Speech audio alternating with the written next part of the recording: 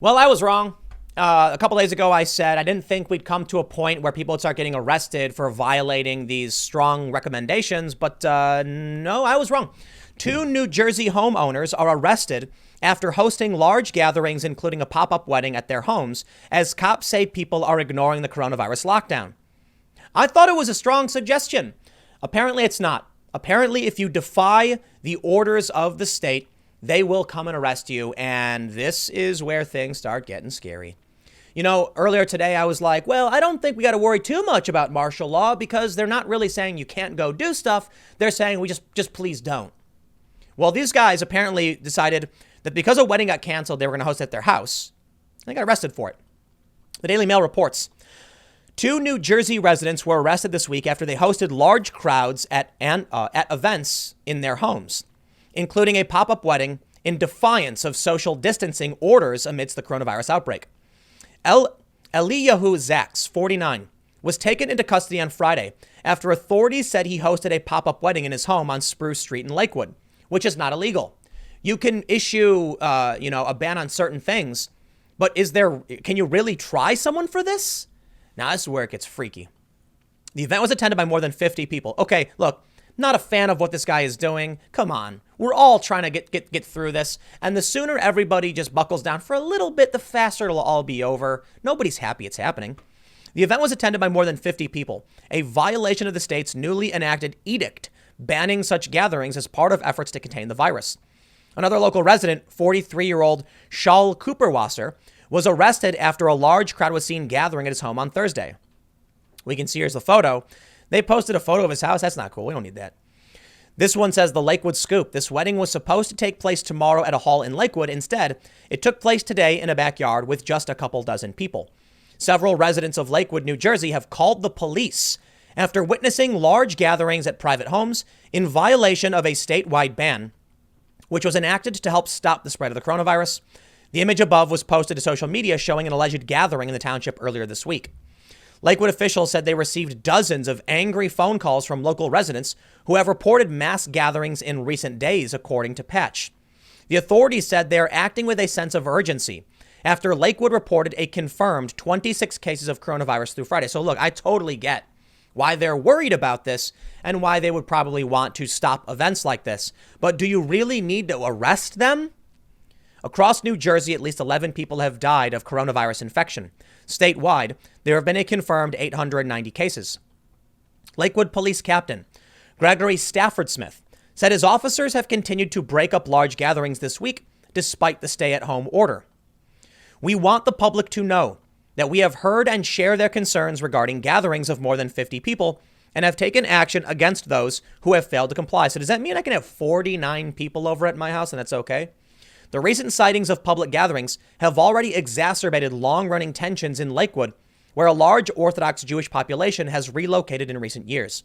New Jersey police earlier this week broke up two large weddings at reception halls, according to NJ Advance Media. Even as wedding halls were ordered to shut down, residents simply moved the ceremonies to backyards on their residential properties. Lakewood residents were particularly outraged by photos showing hundreds of students inside a local yeshiva. The photos, which were circulated on Thursday on Orthodox Jewish news sites and social media, set off a flood of notification, according to police. Here's a photo. It says the above image shows the Lake Terrace Catering Hall in Lakewood. Police were called to the catering hall earlier this week after receiving reports that a wedding was being held there in defiance of the lockdown. New Jersey Governor Phil Murphy this week angrily vowed to crack down more harshly on residents who held gatherings as state authorities struggled to prevent the fast-spreading disease. It's time to cut the crap, Murphy told reporters in Trenton on Thursday. When asked about the continued violations in Lakewood, Murphy said, "We simply cannot have this. We have got to ensure compliance no matter what the circumstances are." The governor vowed that his order banning gatherings of more than 50 has to be enforced. It will be enforced aggressively, he said. Murphy was also asked to respond to rumors circulating online of widespread coronavirus infections among the Orthodox Jewish population of Lakewood. We don't have any insight on that. There was a rumor that 100 people were exposed. We cannot confirm that.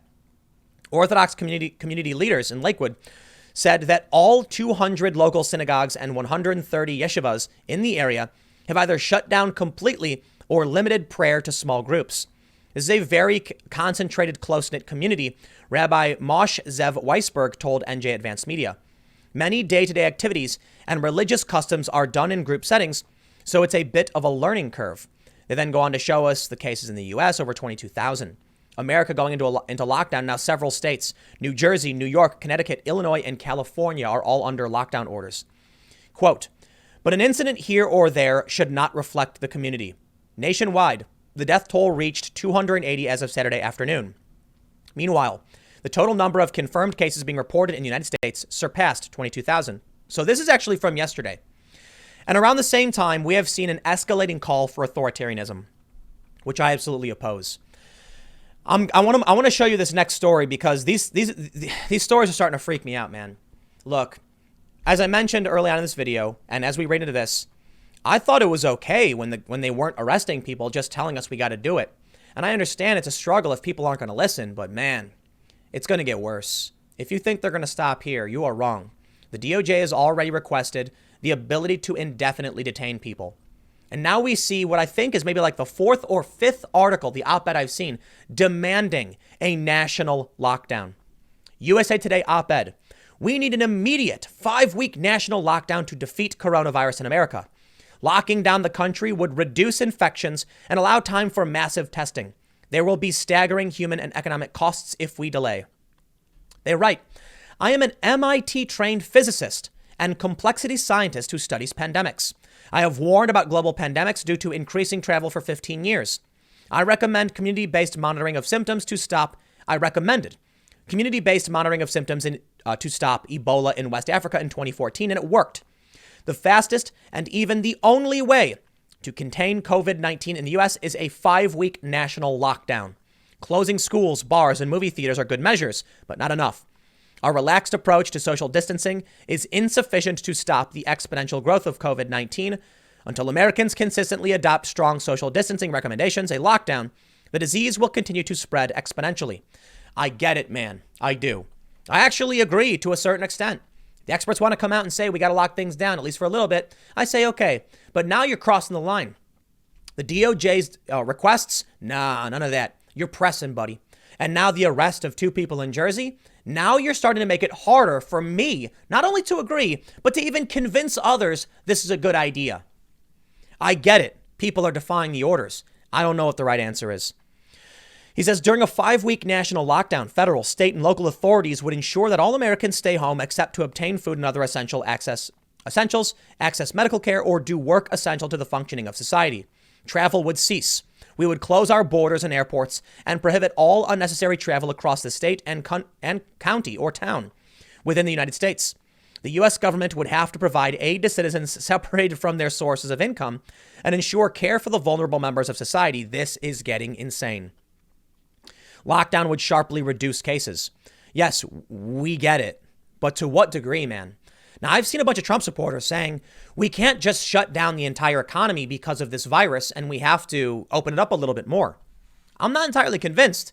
It needs to be opened up more than we're doing now. I honestly don't know. But talking about harsher shutdowns and the government then coming in to provide supplies is where it gets worrisome, especially amid arrests. He says, the lockdown will give us time to dramatically scale up our supply of COVID-19 test kits and capacity to process them.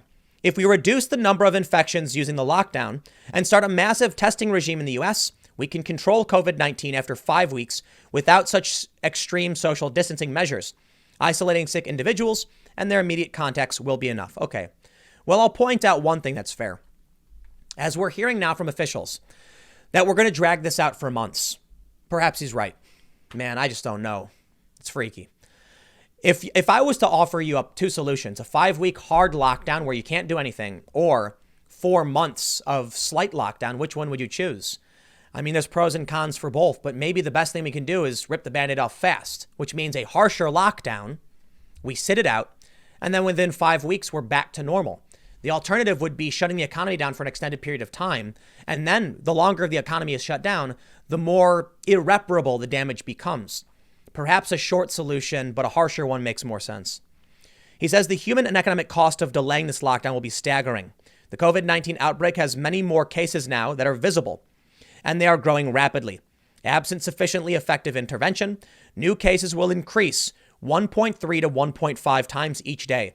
We had almost 20,000 cases in the U.S. on Friday, over 5,800 more cases than the previous day. Now we're well above that. So he's calling for buying time and says, we know what we have to do. President Donald Trump and our state's governors and local leaders must act now to save millions of lives. And they go on to say that he's the founding president of the New England Complex Systems Institute, where he is an expert on pandemics and other complex systems. He is spearheading the effort of over 3,000 volunteers working to stop the outbreak. And they list his website and others and such other information. So I want to point out, how do you trust the government? How do you know when your trust is extended too far? How do you know when you need to be more skeptical? I honestly don't know. There are many things I mean, for the most part, I don't trust the government. So right now, what if it's true that these numbers are overstated and the people calling for the pandemics are just fueling an agenda? Trump is getting to do whatever he wants. These are actually calling for an end to immigration, shutting the borders down, exactly what Trump wanted. So I'm surprised Trump supporters are upset about this. Look, I get it. I understand you can be upset about the virus itself and the loss of life. My concern is, at what point do we say the provisions are too much and we must stop? I honestly just don't know. We'll find our limit. You might not be able to iterate it now, but there will come a time where someone's going to say, we can't do this anymore.